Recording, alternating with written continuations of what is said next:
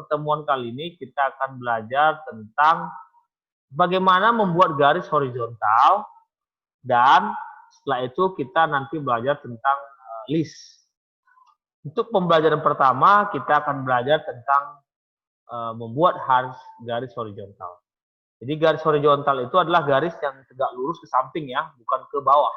Jadi dia ke samping, garisnya itu ke samping. Nah, tag yang kita gunakan itu adalah namanya tag HR. Ya, HR ini singkatan dari horizontal. Jadi untuk membuat garis horizontal, tag yang kita gunakan adalah tag HR. Adapun atribut-atribut di dalamnya, itu boleh kita pakai dengan size untuk membuat ukuran, width ketebalan ya, align itu posisi di mana, dan null set ini adalah dia punya bayangan atau tidak. Ya, sekali lagi saya ulang. Atribut dalam membuat garis horizontal, tag-nya dimulai dengan HR. Nanti atributnya itu ada size, ada width, ada align, dan null size. Ya. Atribut size digunakan untuk menentukan panjang garis dalam satuan pixel. Perhatikan, dalam satuan pixel, jadi bukan sentimeter. Atribut width digunakan untuk menentukan ketebalan, ya, tebalnya garisnya. Dan no sign ini bayangan, akan menyatakan bahwa garis tersebut ditampilkan tanpa bayang-bayang 3 dimensi. Oke, baik. Untuk memahami soal ini, ada baiknya langsung kita praktekkan cara membuat size ya, HR. Langsung saja kita praktekkan. Ini dia, saya kasih siswa-siswa tersayang. Saya akan menjelaskan kepada kalian apa fungsi-fungsi dari tag ini.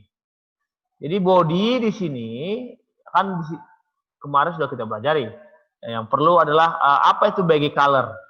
Nah, background color ini adalah untuk membuat warna background di sini. Warna backgroundnya. Background color, karena kita kan udah belajar color itu terdiri atas dua. Yaitu boleh kita panggil langsung namanya, atau boleh kita pakai kode. Ya. Nah, kebetulan saat ini pakai kode. Ya, kode heksadesimal namanya. XFSS CCC ya, itu kodenya. Nah, kalau misalkan saya nggak hafal kode gimana? Ya boleh kita panggil langsung panggil langsung warnanya. Contoh mau warna merah, kita panggil langsung dengan warna red. Nah, red. Ya. Nah, itu ya. Nah, ini dia. Warna merah.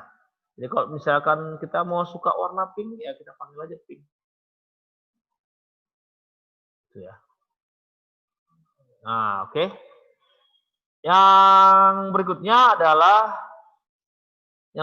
adalah perhatikan kalimat di atas ini, selamat datang ini. Nah, ini ya. Ini kalimat selamat datang di sini. Kalimat selamat datang di sini itu datangnya dari sini, dari coding ini. Tetapi dia kan kecil. Dia kecil lalu ada nanti garis. Nah, tentu bagaimana cara dia membuat kecil? Yang pertama saya memakai font size. Saya pakai font dengan atribut size. Saya pilih 1 agar dia memperkecil. Kalau kita mau perbesar boleh. Semakin besar dia, semakin angkanya kita bikin misalnya 5 atau 4, saya running, nah dia besar. Jadi ini 4, maka dia membesar. Seandainya misalkan saya bikin 7, nah 7 ya. Nah, karena saya ingin membuat dia sekecil, ya saya besar saja. Oke ya. Nah, lalu berikutnya face ini untuk menentukan jenis fontnya. Jadi kalau ini jenis fontnya pilihnya Tahoma. Kalau saya bikin misalnya jenis fontnya itu Arial, boleh juga. Nah, misalnya saya pilih Arial, perhatikan jenis font di sini akan berubah. Ah, dia jadi kecil. Arial. Atau mungkin orang biasa pakai New Times Roman, boleh. New Times Roman. Nah, boleh ya, misalkan New Times Roman pun boleh. Nah, ini dia. Jadi face di sini berfungsi untuk mengubah jenis hurufnya. Lalu color di sini berfungsi untuk mengubah warnanya. Jadi kalau misalkan saya bikin warnanya itu jadi yellow misalkan, maka dia jadi warna kuning. Nah ya, cuman kan ini jelek, jadi saya pikir kita kasih warna white aja. Iya, oh jelek juga ya, white jelek. Saya kasih warna blue yang tadi. Jadi saya bisa kasih warna biru aja. Oke ya. Nah, oke. Itu untuk membuat hurufnya. Sementara ada garis di sini kan? Ada garis di sini. Nah, untuk membuat garisnya itu, dipakailah tag HR. Jadi untuk membuat garis ini, itu pakai tag HR. Size-nya di sini saya pilih 1. Kalau saya bikin lebih besar boleh. Misalkan saya bikin 10 misalkan, boleh aja size-nya. Nah. Oke ya. Nah, ketebalannya kita bikin misalnya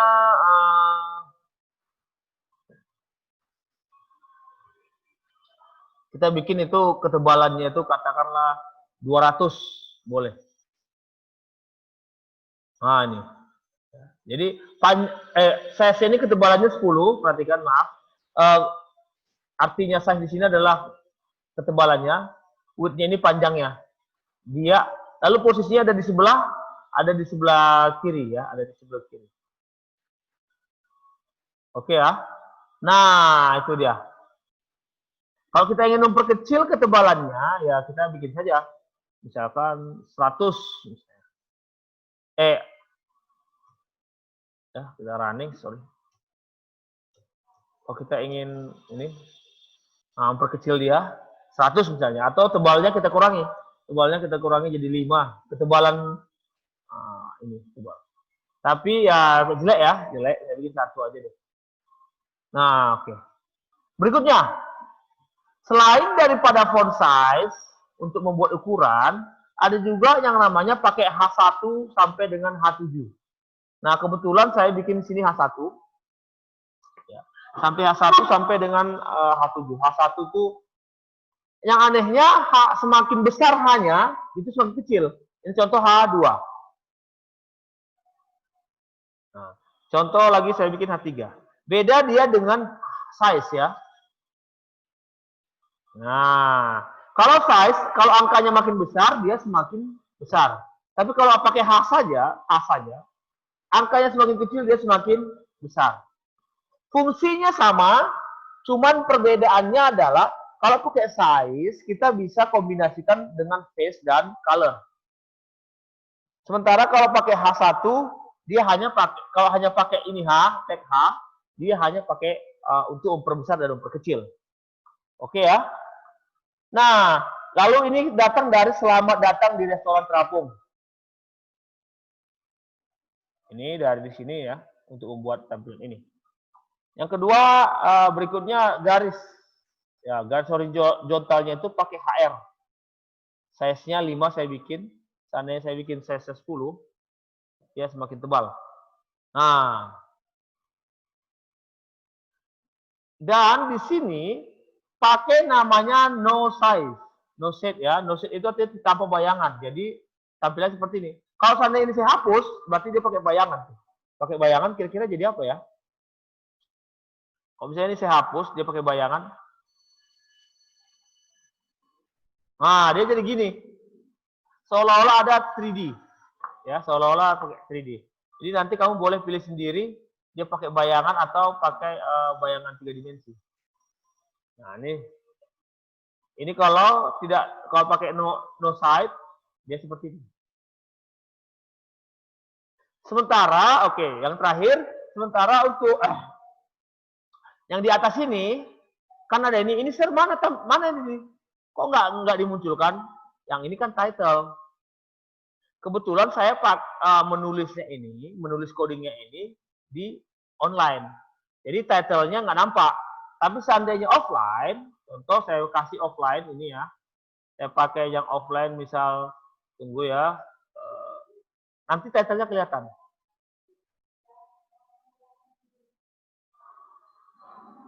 Nah, ini. Perhatikan beda. Kalau offline, ya. Kalau offline title-nya ini Kalau online title-nya di sini nggak nampak. Karena ya ini online. Tapi kalau offline, nah ini title-nya nampak. Membuat garis horizontal. Ini saya bikin dari sini. Pakai notepad. Online itu langsung kemari. Offline itu pakai notepad. Oke, demikian penjelasan tentang HR. Nah, kita akan lanjutkan pelajaran kita ke list.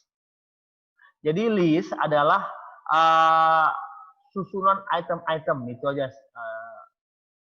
secara ringkasnya. Ya, misalnya contoh list seperti ini. Contoh list itu seperti misalkan ya, saya share dulu. Misalkan contoh list itu ini. Ini misalkan satu. Nah, ini list, ini contoh list. Satu, misalkan ayam. Dua, kambing. Tiga, misalkan bebek. Ini contoh list. Selain daripada angka, biasanya list juga ada huruf. Misalnya A sama dengan, nah ya, sayur.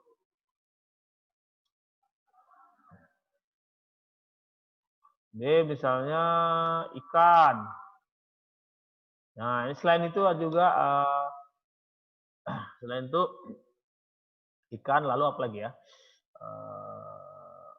Bumbu lah ya, bumbu.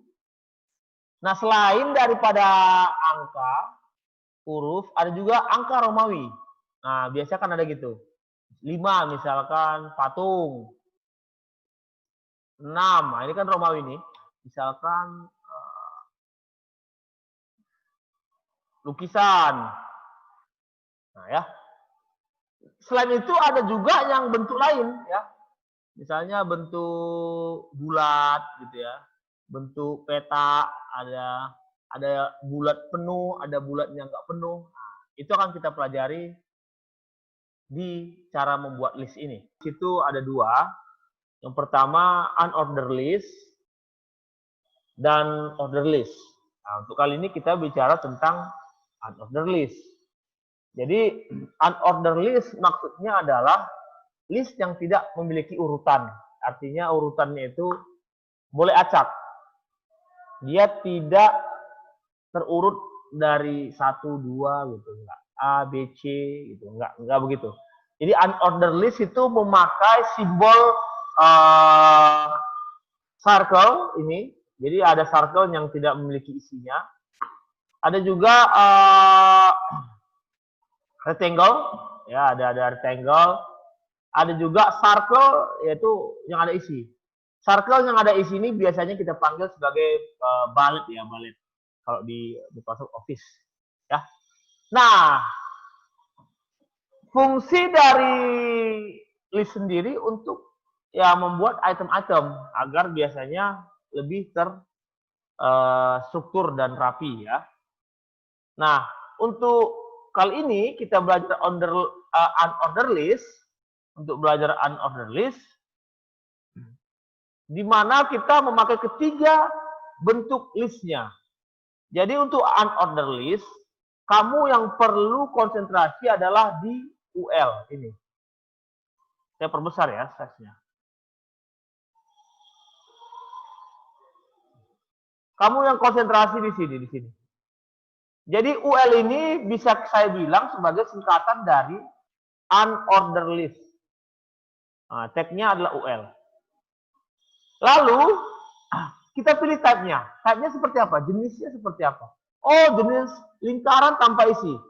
Lingkaran tanpa isi itu biasanya circle. Ya. Jadi UL type sama dengan circle. Apa artinya? List yang ini tipenya circle. Ya. Nah, untuk membuat item-itemnya, harus memakai tag LI. Ya. Harus memakai tag LI. Jadi UL ini untuk menentukan dia tipenya apa, and then LI ini untuk membuat item. Itu fungsinya. Yang berarti UL itu ada di dalam LI itu ada di dalam UL. Atau sering saya buat sebagai istilah LI adalah anak dari UL. Nah, item-item di sinilah yang akan ditampilkan ke sini. Jadi ininya UL type circle itu nggak akan pernah ditampilkan. Nggak akan pernah. Item yang LI ini, yang LI yang akan ditampilkan ke website. Itu dia ya. Lalu kalau sudah siap membuat semua itemnya, tentu kita harus tutup tag-nya. Tutup. Itu untuk tipe circle. Selain itu, tadi sudah saya berikan contoh juga, yaitu tipe kotak atau square. Square ya, bukan square. Square, tipe square. Sama, karena dia tidak memiliki urutan, dia pakai tag UL, type-nya square, isinya adalah LI. Itu isinya. Ya. Jadi tetap seperti yang di atas, untuk membuat isinya pakai LI, artinya LI ini boleh saya kasih kepanjangan sebagai list, gitulah ya, item. Nah, jadi LI list atau item berada di dalam unordered list ini, disingkat dengan UL. Oke. Berikutnya ada tipe Dix, ya, tipe Dix ini tipe Dix. Tentu boleh juga ini. UL tipe Dix, saya di sini lupa memberikan, sorry. Ini salah, harus ada gini. Lupa saya. Ya. Lalu ininya agak ke dalam biar lebih paham ya. Jadi tipenya ada 3. Tipenya 3, tipe Dix, tipe square, dan tipe circle. Sampai di sini, kalau ada yang mau bertanya, Mr. Ponten persilahkan.